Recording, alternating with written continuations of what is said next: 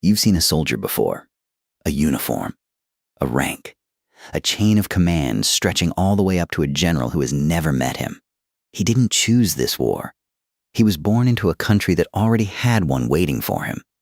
But the real answer to where he comes from is far stranger. Because 13,000 years ago, before flags, before nations, before a single word for army existed, someone was already dying this exact same way. Killed not by an animal, not by an accident, killed by other people on purpose as part of a group. Who was he, and why does your body still remember him? In 1964, along the banks of the Nile in what is now Sudan, archaeologists uncovered a burial ground called Jebel Sahaba. Dozens of skeletons. Many of them showed something unmistakable. Stone projectile points lodged directly in bone. Not one or two victims. Dozens.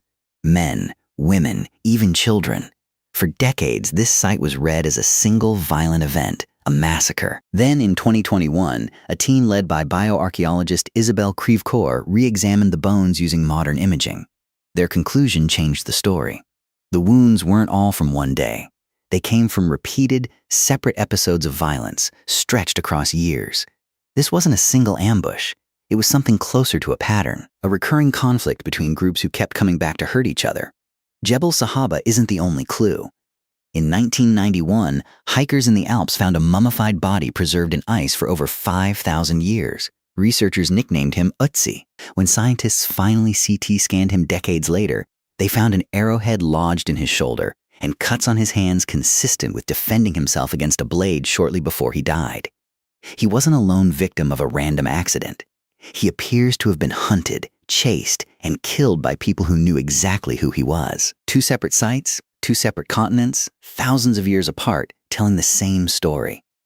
Long before anyone wrote it down, humans were already organizing themselves to kill other humans, deliberately and repeatedly. That's the first soldier. Not a uniform. Not a name history remembers. Just a person, standing with others like him, killing other people who were also standing with others like them.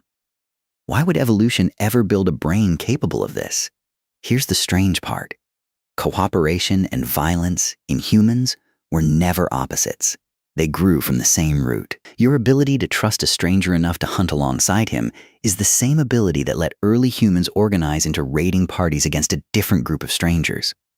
Anthropologist Richard Wrangham has argued that this pairing, extreme cooperation within the group paired with extreme hostility toward outsiders, is almost uniquely human. He calls it a kind of contradiction built into us on purpose.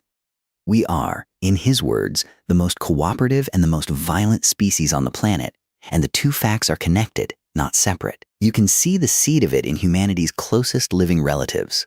Primatologists studying chimpanzee communities, following work that began with Jane Goodall's field observations in the 1970s, documented something startling. Male chimpanzees will patrol the borders of their territory in small, quiet groups. If they encounter a lone male from a neighboring community, they don't just chase him off. They will kill him, together, coordinated, silent beforehand, and violent all at once. It looks, uncomfortably, like a raid. Your species split from that common ancestor millions of years ago. But something about that border patrol instinct didn't disappear. It just found new tools. There's a name for this pattern in evolutionary biology: coalitionary aggression. It isn't about one person losing his temper. It's about groups, coordinating, choosing a target together. Researchers who study both chimpanzees and human hunter-gatherer societies, including work associated with anthropologist Luke Glowacki, have found something that should surprise you. In small-scale societies without permanent armies, raiding parties still formed the same way chimpanzee patrols do. A handful of men. A decision made quietly. A target chosen because they were vulnerable, not because they were guilty of anything specific. The logic wasn't personal. It was tactical. Around 10,000 years ago, agriculture changed everything. For the first time, humans had something worth defending in a fixed place. A stored harvest. A well. A patch of fertile land that took generations to build up. Before farming, if a group threatened you, you could often just walk away. There was almost always more land over the next hill. Once you had planted a field, walking away meant starving. This is where the first soldier stopped being occasional and started becoming permanent. Groups that had property needed people willing to stand between that property and anyone who wanted to take it. Someone had to be the wall. Early defenders, early raiders. Two names for people doing the exact same job, depending on which side of the field you were standing on. Do you notice the pattern yet? The soldier was never invented at a single moment in a war room. He was assembled, piece by piece, out of pieces that already existed in you. Coalition instinct from your primate ancestry. Loyalty and reputation from small hunter-gatherer bands where being trusted meant survival. And once farming arrived, something new, a fixed reason worth dying for. By the time early states appear in the archaeological record, in Mesopotamia, in Egypt, in the Indus Valley, the soldier is no longer improvised. He is organized. Sumerian art from roughly 2500 BCE shows something called the Standard of a mosaic panel depicting rows of soldiers in formation wearing identical helmets, carrying identical spears. That uniformity is the whole point. A formation only works if every man in it trusts the man beside him to hold his position. The soldier of wasn't fighting for an abstract idea of his country.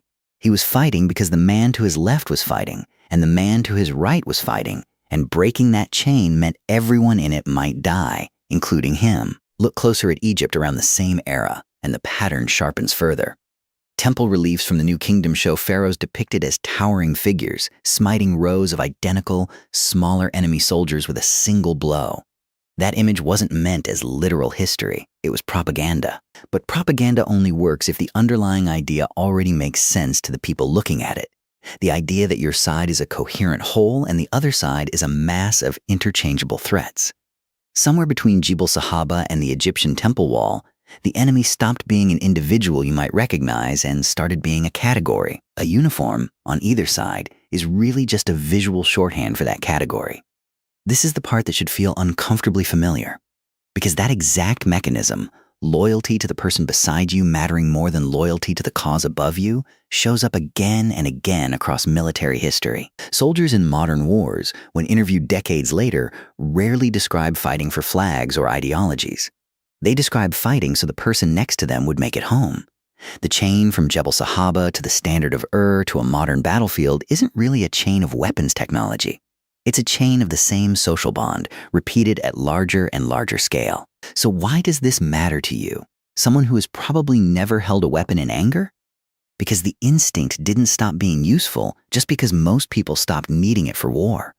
That same coalition wiring, us against them, loyalty to the group, willingness to sacrifice for people who stand beside you, still runs quietly underneath things that feel completely modern. It's there when a team at work rallies behind a colleague being unfairly blamed. It's there in the fierce, almost tribal loyalty you feel toward a sports team you've never met a single player from. It's there in the instant, unthinking solidarity strangers show each other during a disaster, forming small coordinated groups to help, almost exactly like the coordinated groups that once formed to fight. Notice how quickly an online argument can turn a stranger into them. Notice how a shared jersey, a shared uniform color, a shared logo is often all it takes for your brain to file a total stranger under one of us. None of that is an accident, and none of it is new. It's the coalition instinct doing exactly what it was built to do, just aimed at a scoreboard instead of a spear. The first soldier wasn't a villain, and he wasn't a hero. He was a consequence of a brain built to bond fiercely with an in-group and to treat an out-group as a threat worth organizing against. Farming gave that instinct something fixed to protect. States gave it a formation, a helmet, a rank. But the raw material, the willingness to stand shoulder to shoulder with people you trust against people you don't, was already sitting in you tens of thousands of years before anyone ever wrote the word war. You've seen a soldier before. A uniform.